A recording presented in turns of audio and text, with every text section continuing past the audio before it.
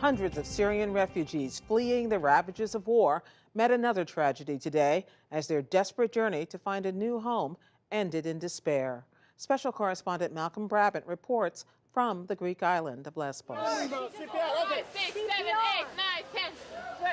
On the port side in Malevos, a medical team worked frantically to revive a small child. 1, 2, 3, 4, 5, 6, 7, 8, 9. This was happening 2 hours after the boat capsized.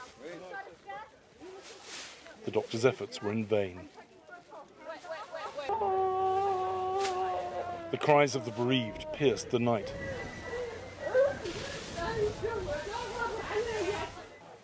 Lesbos is full of volunteers here to help the refugees and migrants. They swaddled young survivors in thermal blankets, trying to ward off hypothermia. She's breathing quite strong now, so we're just keeping an eye on her. Adult survivors were visibly traumatized.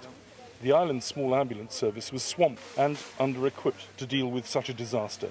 Volunteer Eric Kempson. There's a lot of people still in the water. I'm say the death toll is going to be quite high.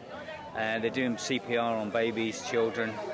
It's a mess. It's a mess. We've got lifeguards out there. We've got Coast Guard out there, helicopters out there. It was a big wooden boat. Someone said over 200 people on board.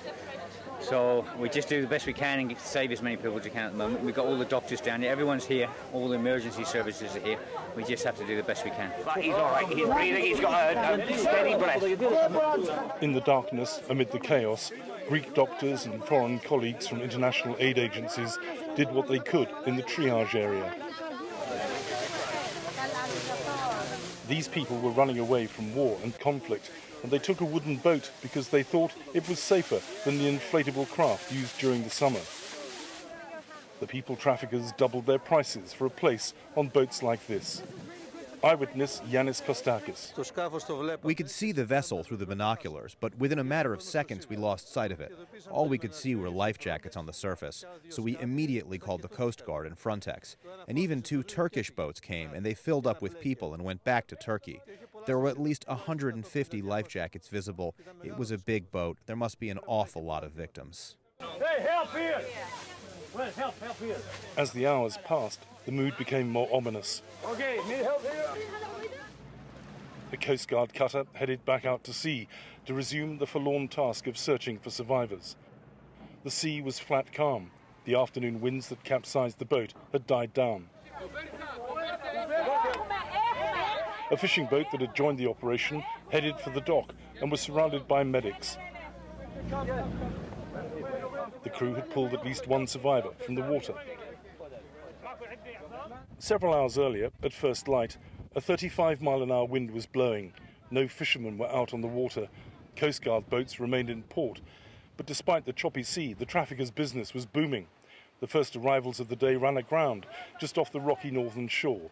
Local fishermen and volunteers attached a line to the decrepit pleasure cruiser.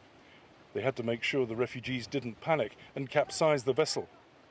Fisherman Panayotis Koutsos' priority was to help rescue the dozens of children on board. Can't the United Nations do something? People are going to get drowned for nothing. It's an outrage. These rotting boats are coming over from Turkey. Take a picture so people can see.